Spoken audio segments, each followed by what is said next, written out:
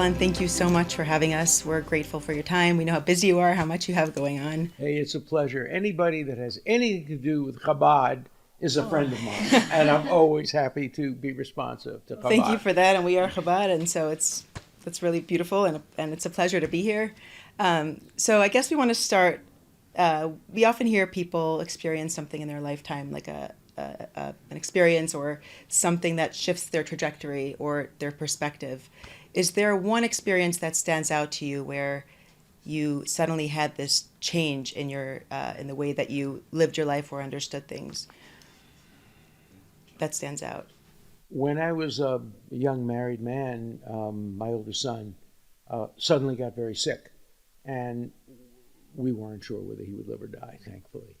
He's lived and has done very, very well. Thank God. But that was a moment in my life where I rethought everything I was doing. I was very ambitious personally, and I decided at that point in my life that I had to look inward more and think about the true values of why I was put on this earth and what I can do to improve the situation. Jews call it tikkun olam. You can call it anything you want, but the goal is, as Hillel said, "Imenani li mili," but if I am for myself alone, what am I, and if not now, when? So I really decided to live my life that way. You're still very ambitious, which is nice. How long ago was this? How long has it been? 50 years ago. And I am ambitious, but not so much for myself as for my principles and my goals. Uh-huh. And what are your principles and goals, some of them? Well, I think they change over time. Right now, I've turned much more inward.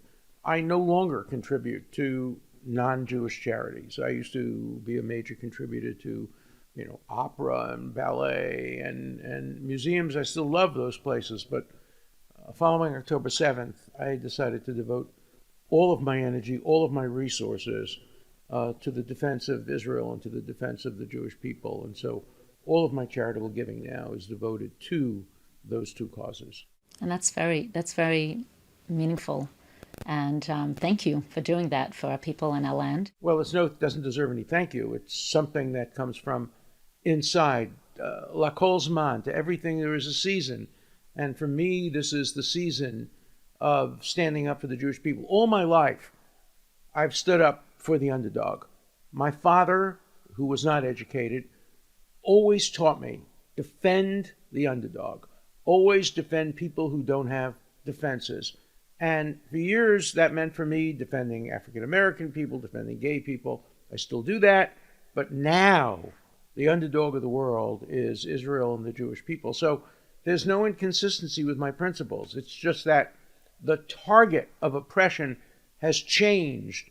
It would be as if I was growing up in the 1930s. Of course, my attention would be devoted completely to defending Jews against Nazism and Stalinism.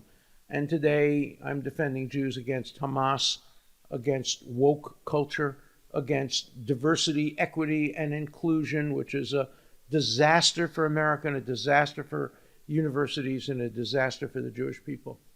But at the same time, like you say, different seasons bring different things. But it does seem like you shifted your perspective a little bit because you were on liberal. I am very liberal. Still today? Very liberal. I think of myself as maybe the world's last liberal. And I am a liberal, and that's why I defend Israel, and that's why I defend the Jewish people, because of my liberal principles. Liberalism entails accepting different points of view, having an open mind, and being able to shift your perspectives depending on changing realities in the world. So I haven't changed my principles one bit. I'm still a liberal. The world around me has changed. Right. Not everybody that's liberal has your point of view. Well, if you're really a liberal, you do. But if you're a woke, progressive, that's very different. I am not a person of the left. I'm a person of the center, but I'm a liberal of the center. I believe in free speech. I believe in due process. I believe in everybody having an opportunity to be represented. I believe in the open marketplace of ideas. That's liberal, but my liberalism today leads me to prioritizing the defense of Israel and the defense of the Jewish people. And that's a very unique position. It is. Unfortunately, it's a unique position publicly. A lot of people I know express that view privately, but they don't have the courage to express it publicly. I hope I can be a spokesperson and help spread and get young people to accept that point of view. No, I don't care if you're a liberal or conservative.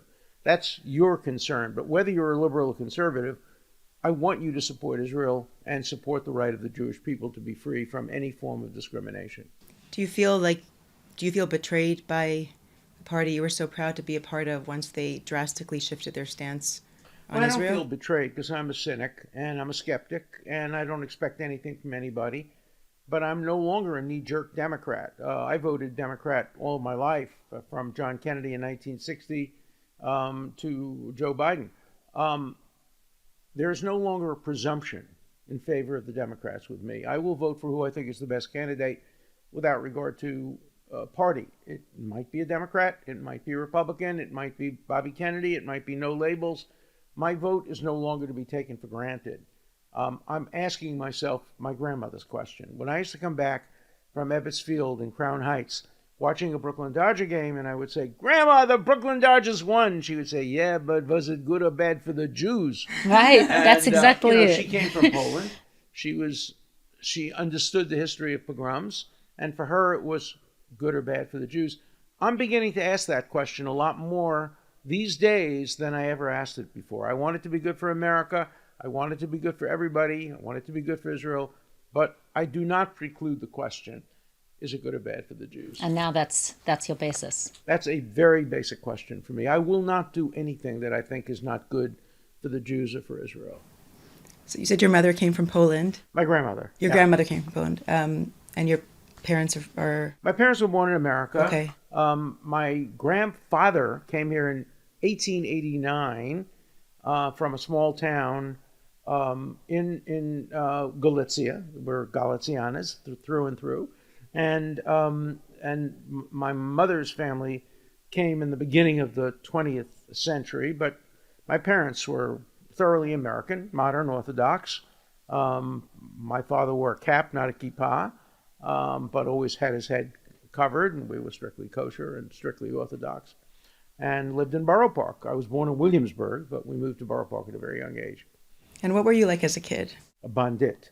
I was a troublemaker. I always raised hard questions with my rabbis and never said a disrespectful word to my parents in my life till the day they died. Never disrespected my parents. But I disrespected my teachers. I disrespected my rabbis.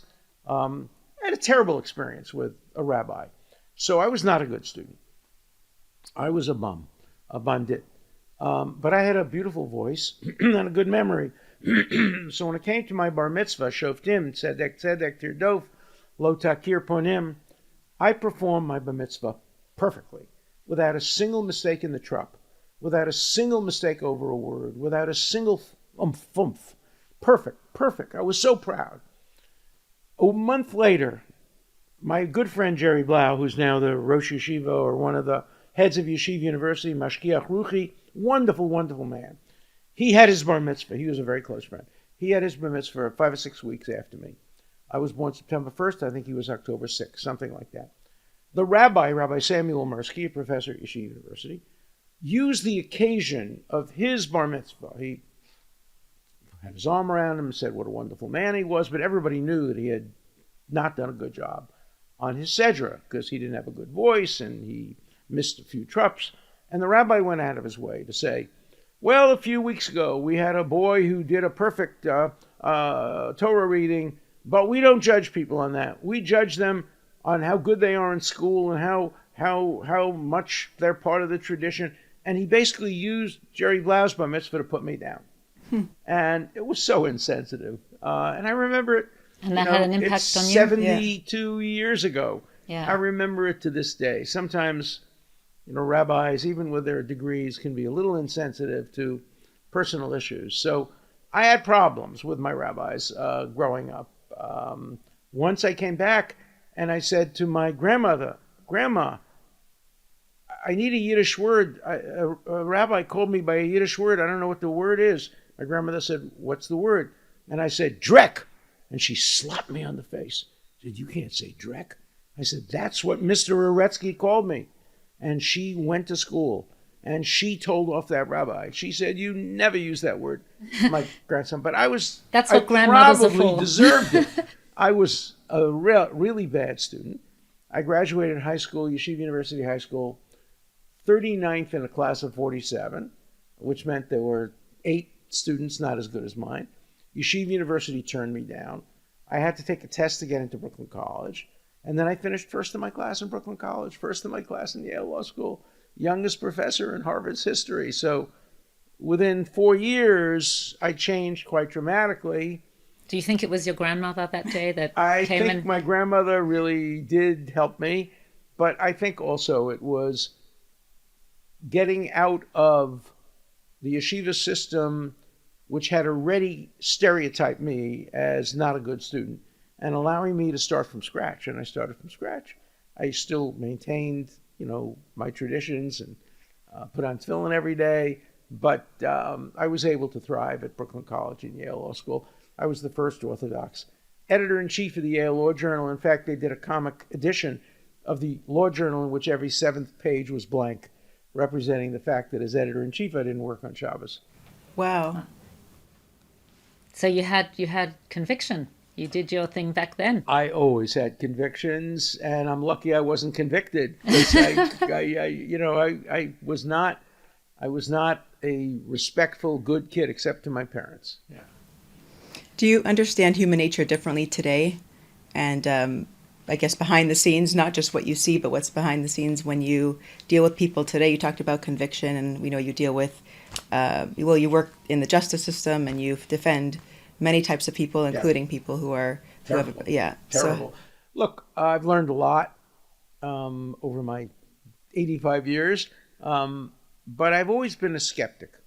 I've never simply accepted things based on what people told me. I remember once a rabbi saying to me, I had asked a very hard question about something involving faith. And the rabbi said, look, if that question was such a smart question, the rabbis who were so much smarter than you would have asked that question first. And if the rabbis didn't ask that question first, then it isn't such a good question. So, I was always trying to break out of any kinds of restrictions. I respected the tradition, but it didn't bind me. Sounds like you had the wrong rabbis. Well, you're absolutely right about that. Well, my rabbis were part of an affirmative action program. What? They had escaped the Holocaust. My rabbis were mostly people who came from the yeshivas in Eastern Europe, who had come to America. They weren't qualified to teach American boys. They didn't know what baseball was. They didn't speak English well, but they had to be hired because they had to get jobs. So it really did have an effect on our education.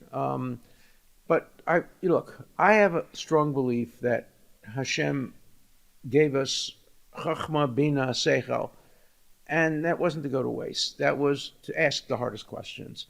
And the great rabbis, the Sadia Gaon, the Labba Rebbi, the great rabbis understood that. That's and right. welcomed the hardest questions. It was the mediocre rabbis who were a little afraid that they didn't have the ability to answer a question. There's a great story about a Rebbe in Europe who had a reputation for always saying only good things about people and about causes.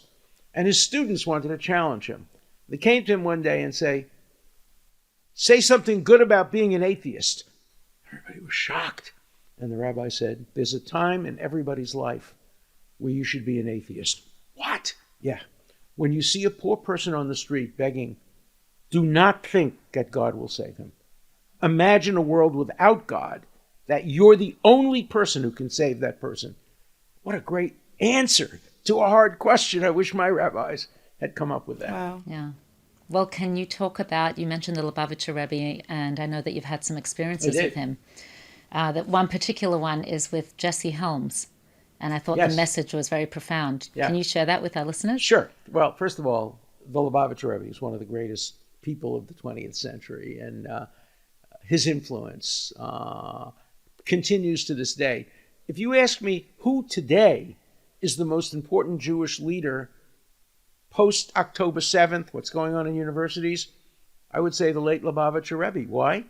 Because as a result of him, we have Chabad on campus, we have Chabad all over the world, and that's him. And so I met him first through my dear friend, close friend, the late Talmudic scholar Tzvi Groner. We were elementary school kids together, and his uncle was the Rebbe's secretary.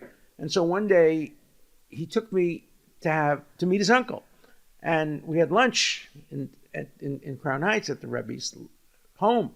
And I was sitting and having lunch, and suddenly this very young man with deep, penetrating eyes and a beard, I didn't know who he was, came out. He was the very young Lubavitcher Rebbe. It was 1951. How old were you then?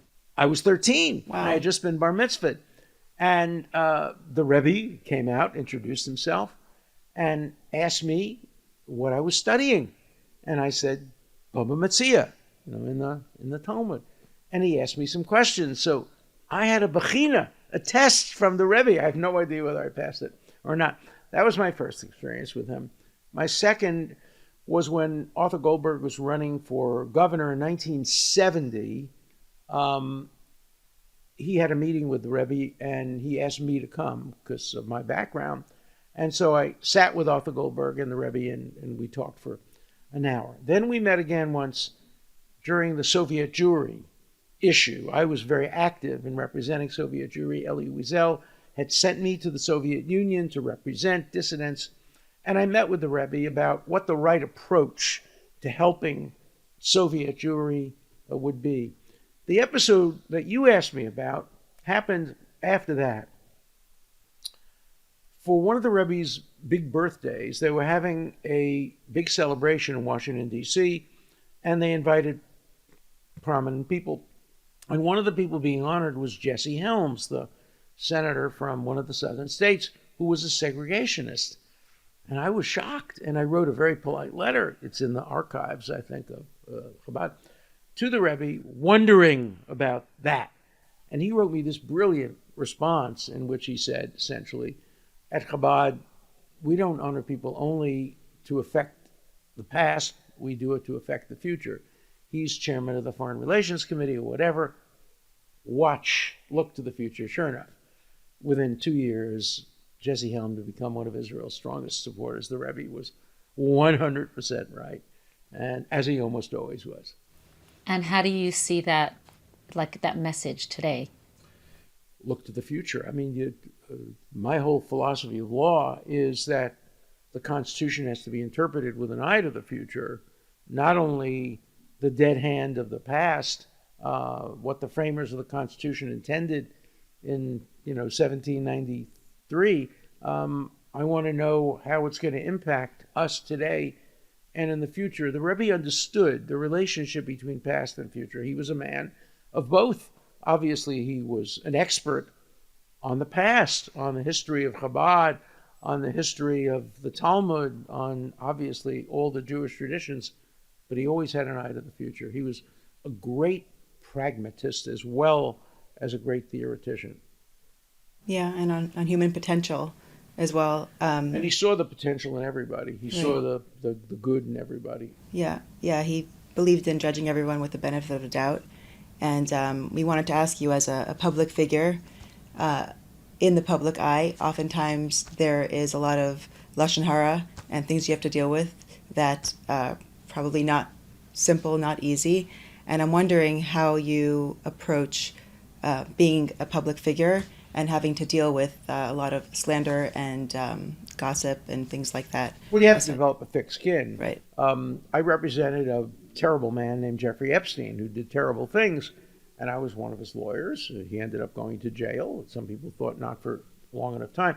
But as a result of that, a woman who I'd never met, never heard of, accused me of having sex with her when she was 19 or 20 years old.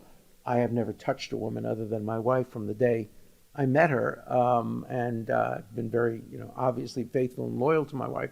And as soon as my wife heard the accusation, she knew it was totally false. And I fought back, and I won. And after years and years and years, and $10 million in legal fees, the woman finally came forward and admitted that she may have misidentified me, mistaken me for somebody else, confused me with somebody else, and she withdrew all of her charges against me. And it was a major story in the New York Times and all over the world that I had been falsely accused, and that the woman admitted she may have misidentified me. But still, when I spoke at Cardozo Law School just a few days ago, the anti-Israel students had all put up signs calling me a pedophile, a child rapist, etc. Of course, I answered. I have nothing to hide. One of the reasons I could never settle and never would settle a case, I did nothing wrong. I've never done anything wrong in my life sexually. So right. I could fight back. Right. And I fought back, and I won, and I prevailed. But nonetheless, people still want to believe it. If I had been anti-Israel, the same group would have said, oh, he was innocent. But because I'm pro-Israel, they continue to accuse me, even though they know that the woman had admitted that she may have misidentified me. So my lesson, first of all, I learned a lot from that, because I've represented people who have been falsely accused, but I never understood what it meant, what it felt like to be falsely accused. It had a big impact on my children. It had an impact on how people looked at me, even when it was proved to be false. So I could identify much more with people who had been falsely accused, whether it be the Dreyfus case back in the early part of the 20th century, or the Mendel Bayless case. Jews have been accused for many years for many things they didn't do, starting from and today in Israel. And today in Israel, blood libels all over the place. So having been the victim myself of a defamation, of a lie, I have a better sense, and I have a stronger impulse to defend people who are falsely accused. Right. There's this notion like haters are going to hate. Let them just always fight back. Always My feeling is always fight back if you can. That's my advice to Israel. That's my advice to Jews on college campuses. And was my advice to myself. Many of my friends said, no, I shouldn't have done that. Just let it drop. It'll disappear. No. Fight back. Prove that it was a false story. And I did. And I feel much better about that. And so does my family. Right. Yeah. Because a lot of people might say, like your friend said, let it just kind of let the dust settle, but not fight back. I guess it depends on the situation. Like with this story that you shared with the Rebbe, he said, let Jesse Holmes get up there and speak, even though I'm saying it's a little bit different. I'm saying everything is different. It's all contextual. But when I'm talking about false accusations, right, false accusations, you have to fight back. So that's why you're saying with Israel now we have to stand up. Absolutely, and prove that Israel is right. And don't try to censor the other side. Use the other side as an opportunity. For example, even when Holocaust deniers come on campus, I don't want to ban them. I want to use that as an educational moment to show that there are people who still deny the Holocaust, or there are rape deniers now among students on college. We know that Jewish women were sexually assaulted on October 7th and probably continued thereafter when they were held hostage, but yet these radical leftists deny it. Me too, except if you're a Jew. We can't accept that. Right, but the thing is, we don't necessarily have to engage with them because they're not rational. Engage with them, but we have to share truth. with the world. Yeah. So you had the unique opportunity to be face-to-face with many students as a lifelong academic. Has your view on college and a college education changed over time? So if someone came to you, let's say, undecided about going to Harvard today, what would you tell them now? Depends on who they are. If they're willing to fight back, I say go to Harvard. I've always thought that Harvard is overrated. And many universities are overrated. How so? I don't think the most brilliant people necessarily end up teaching or going to Harvard. I met smarter people growing up in Brooklyn than I did living 50 years in Cambridge. What's disappointed me, and it shouldn't have disappointed me, is the lack of courage. There is not a single professor today at the Harvard Law School. There are almost 100 professors, not a single one who's prepared to stand up for Israel and for the Jewish people. Isn't that astounding? They're a bunch of cowards. They're All they want is to be loved by their students. Let me put it this way. Of the 100 professors at Harvard Law School, I don't know a single one of them who's a real teacher. Wow. Who's a real teacher, who is prepared to stand up for truth, who's prepared to sacrifice their popularity for truth. Many of them will call me from many universities and whisper to me, say, "Thank you, Alan, for standing up. Why don't you have the courage?" "Well, I'm worried about my tenure. I'm worried about this." No, you have an obligation to stand up. That's what's been most disappointing, the lack of courage. A friend of mine who was the president of George Washington University called me one day and said, the one criteria that doesn't exist for being a college president or a dean is courage.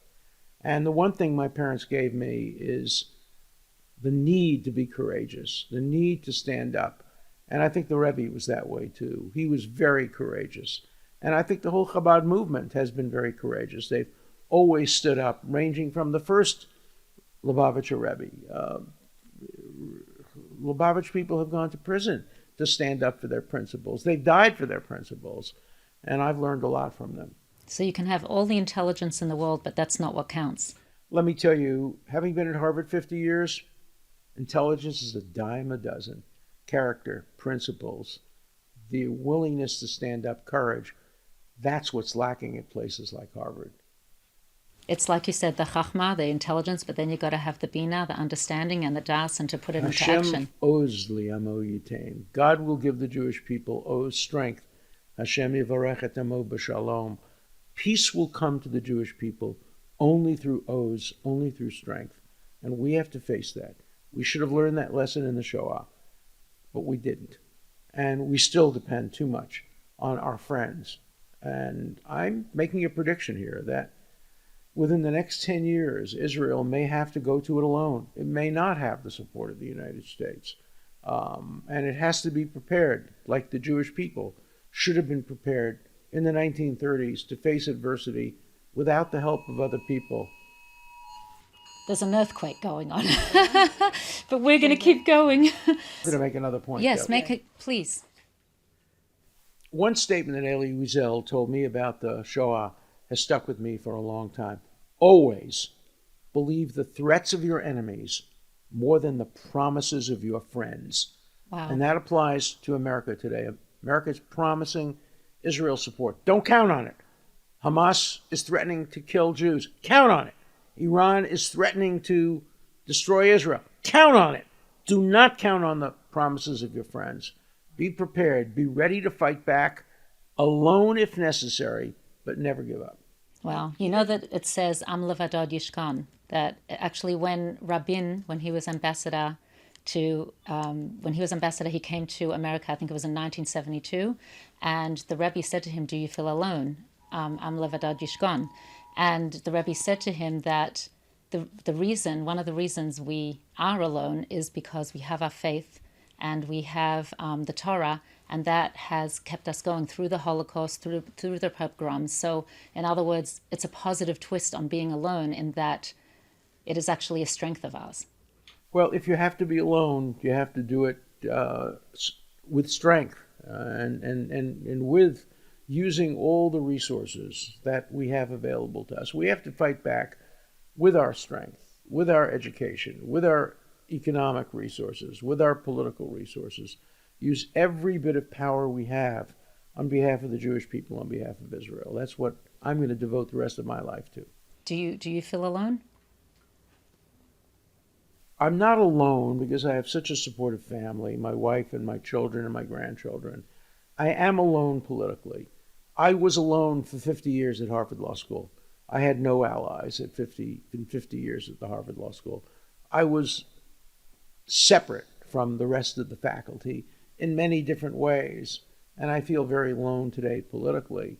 I am not a person of the left or of the right, and I don't have lots of associates who join me. I believe in my own principles, and I don't believe in going with the crowd. Do you have any mentors that you look to for guidance? All my mentors are gone. I have had many mentors, great mentors. Justice Arthur Goldberg was a great mentor of mine. Elie Wiesel was a great mentor of mine. The first judge I clerked for, David Bazelon, was a great mentor of mine. I think of the Labba Rebbi, although I only met him on a half a dozen occasions.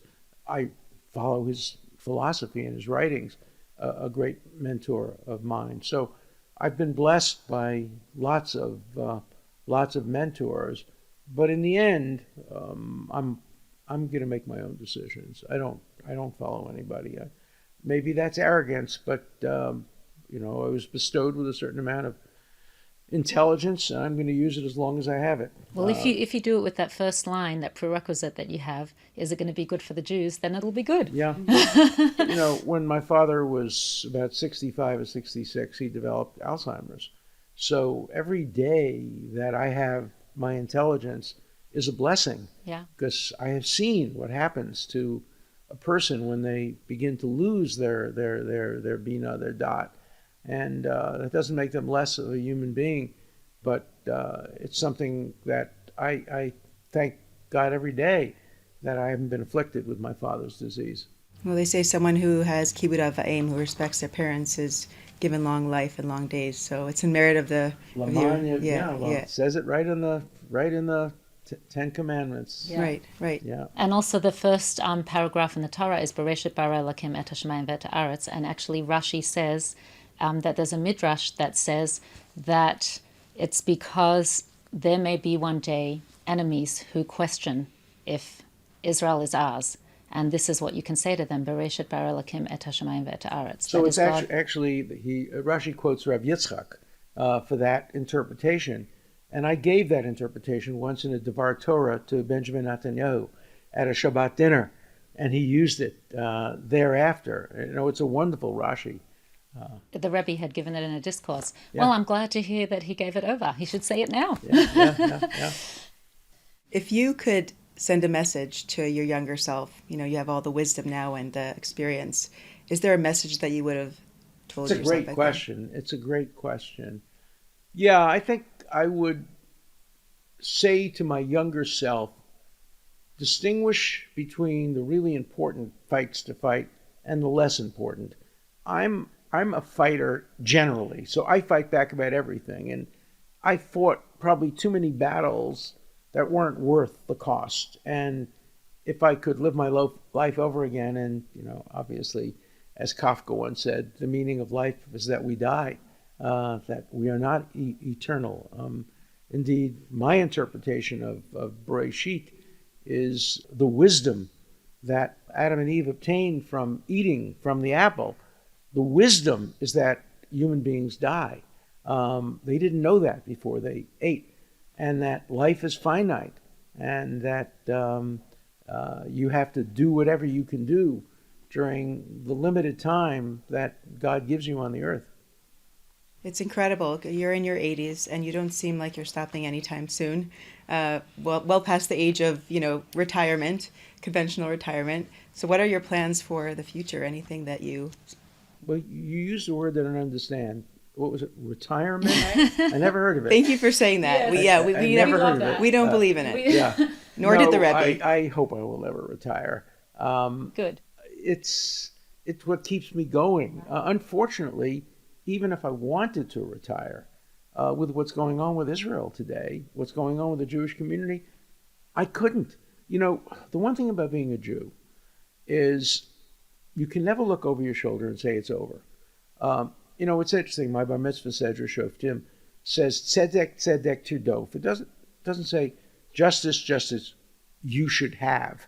It says you should run after it. Tirdof, rodef. Run after it, because it'll never be achieved. Which is God's way of saying to people like me, you can't retire. Right. You can't retire. You have to continue to run after justice. The struggle for justice never stays won. The struggle for the Jewish people never stays won. I have a prediction.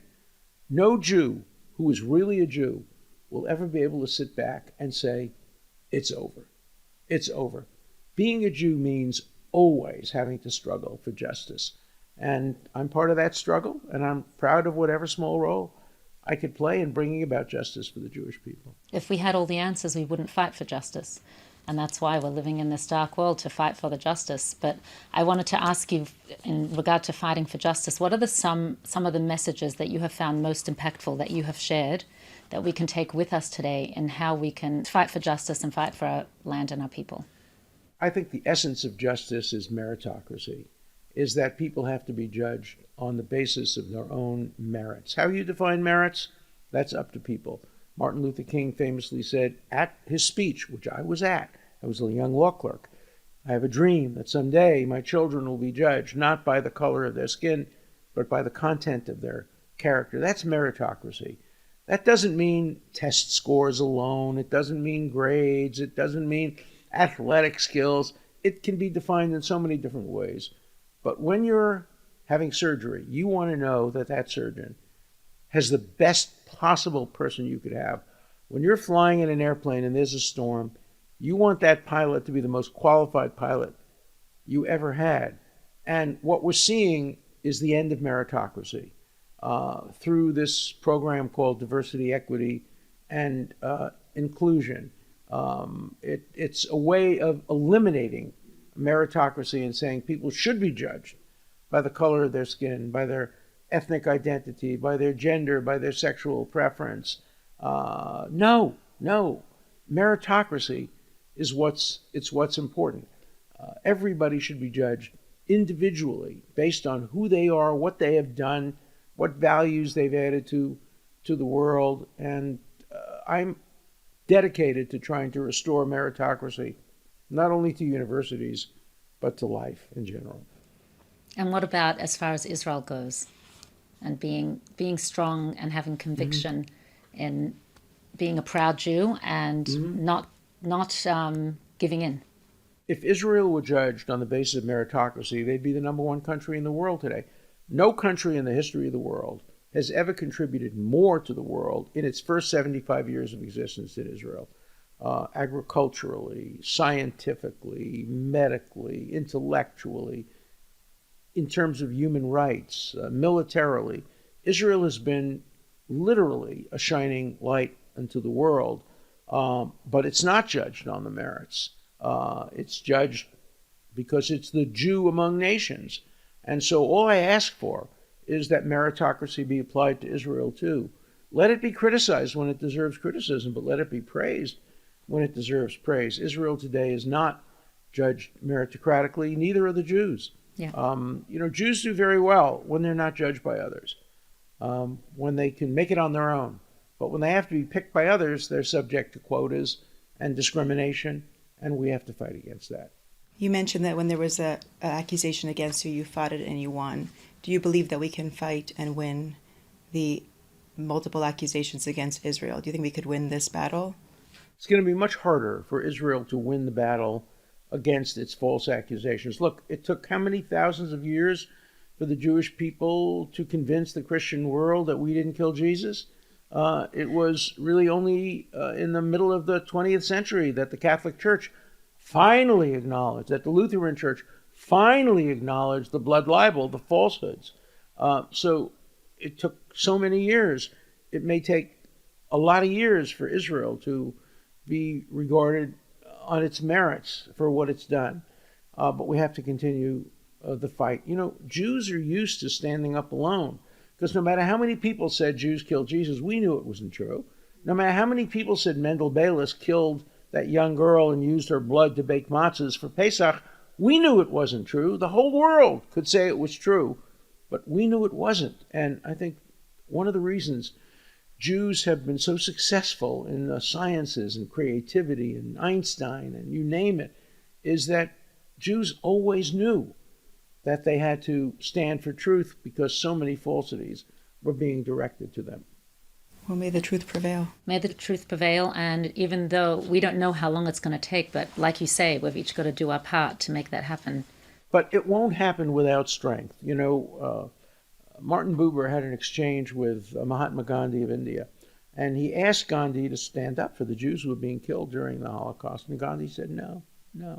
You have the morality on your side. You don't need help from me. The one thing Jews learned from the Shoah is morality is not enough, that in addition to morality and Bina and Dat, you need strength. Yeah. and that the only way to protect Jewish principles is by Jewish strength. So thank God for the establishment of the State of Israel. Thank God for the Israeli Defense Forces. Thank God for Israel's nuclear capacities developed through the brains of Israelis. We have to use our brains and our thoughtfulness and our intelligence to increase the strength of Israel, because without strength, Israel will not survive and the Jewish people will not survive. Well, you've played such a pivotal role in that, and we are grateful for you and everything that you've done, as I'm sure All I many can do others is have. try my best. That's all. That's all I can Yeah. do. And I'm just one weak human being, getting older and older every day, and weaker every day. But Doesn't as long seem as like it. as long Don't as the tell good yourself Lord, that. yeah. But it's true. That's what happens with age. You compensate. You make up for it in different ways. And I don't know how long I'll be able to proceed on this basis of working, 15 hours a day. But as long as I can, I'll be devoting my efforts to defending the Jewish people and defending the State of Israel. You've said some very powerful words on social media that have really empowered all of us. Do you want to share one of them that, like on social media, that you feel has had an impact? Well, on the social media, I constantly urge the Jewish people to fight back. And, we started a little campaign growing out of Crown Heights and places like that. A group of lawyers. Our motto is hit a Jew, we sue you. We have to use our legal talents, our legal abilities to protect every single Jew anywhere in the world from discrimination and bigotry. And the one thing you can count on, as long as I have the strength, I'll be there for you. And I will never allow a Jew to be pushed around or kicked around or defamed or lied about without there being an appropriate response. I wish there were more people who would stand up for Jews today. That's not happening in many parts of the world. It's become politically correct to attack Jews, not politically correct to defend Jews. And again, Elie Wiesel, don't count on your friends being there for you. Always develop enough strength to be there for yourself. It's a great message. So we normally wrap up with a favorite quote or maybe a verse from the Talmud or the Torah that stands out to you that you like. When I was bar mitzvah, of course, I emphasized what everyone emphasizes in the Parshat Shoftim, tzedek, tzedek tirdof. But then when I celebrated my 70th anniversary of my bar mitzvah when I was 83 years old, every year when I have my bar mitzvah, I lane shoftim, just to my family. And when I was 83, for the first time, I focused on another part of shoftim, which is rarely mentioned, and that is Hashem gives judges two admonitions. One, don't take bribes. That's obvious. Bribes will blind the light of even the smartest people. Do not take bribes. That's easy. The other one is lo takir panim. Do not recognize faces. Do justice without knowing who the person is that you're doing justice for. Hence the blindfold over the statue of justice. People think that comes from Greek mythology. No, it comes from Shoftim. It comes from the Torah. Lo takir panim. Do justice blindly.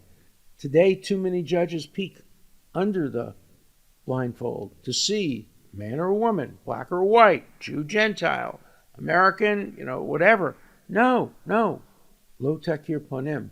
So for me, that's the quote I think needs to be emphasized today. The great thing about the Torah, I've mentioned to my students, if I were ever on a desert island alone with a group of students and we had no way of communicating with the world except we had one Federal Express package that could be sent for a book that I could use to teach my students, it would be the book of Bereshit.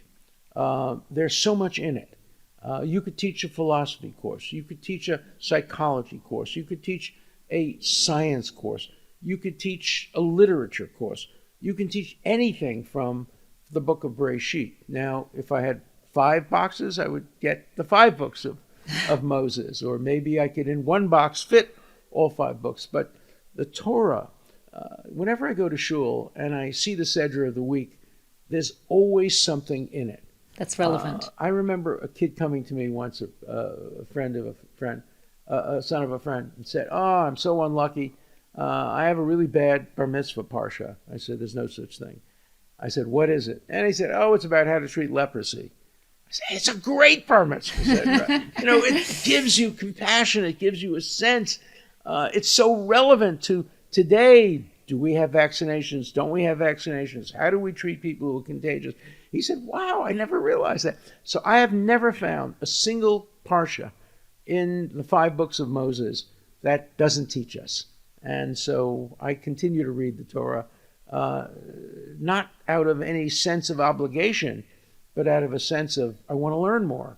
And it's so filled with insights and so filled with new ways of interpreting life that it should be required reading for everybody, no matter what faith or lack of faith they have. Thomas Jefferson loved to read the Bible, both the Old and the New Testament. And it's a great source of both inspiration, but also intelligence. I just wanted one more thing. You had mentioned not to judge people blindly.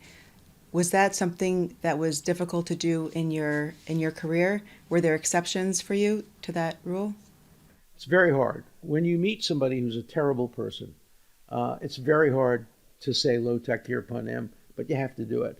Right. You have to be like the doctor in the emergency ward. Both of my grandchildren are doctors. My daughter-in-law is a doctor, and my daughter-in-law is an emergency room doctor. When you get a patient wheeled in, you don't ask what their political philosophy is. You don't ask who they voted for. You don't ask what their occupation is. You don't even ask whether they're criminals. Right. You treat them. And the same thing with a lawyer. And so in many aspects of life, we live by lo takir panim. Emergency room doctors live by that. Many lawyers, good lawyers, live by that. I hope everybody lives by that. Yeah, it's a difficult thing to do. People usually want a history, right? Like a medical history, a legal history. What have you done in the past? It's fine to have a history as long as you can objectively then administer justice or administer what you're doing, whether you're a doctor, a lawyer, a rabbi, or anyone else, or a professor. Right. You can't treat your students differently depending on their political views either. It's a great message. If we all kept that message, this world would be a better place. Would be a better Well, place. may the Torah continue to guide you, and may your conviction and your strength continue to go from strength to strength. And thank you for everything you're doing for Israel, for the Jewish people, for being on our podcast and sharing your very inspiring and hopeful messages for our future, and to give us the courage that we each can do our part and join you so that you shouldn't feel alone. Well, thank you. Your great questions and your commitment to the Chabad philosophy continue to inspire me as well. Thank you. Shabbat Shalom to you. Shabbat Shalom.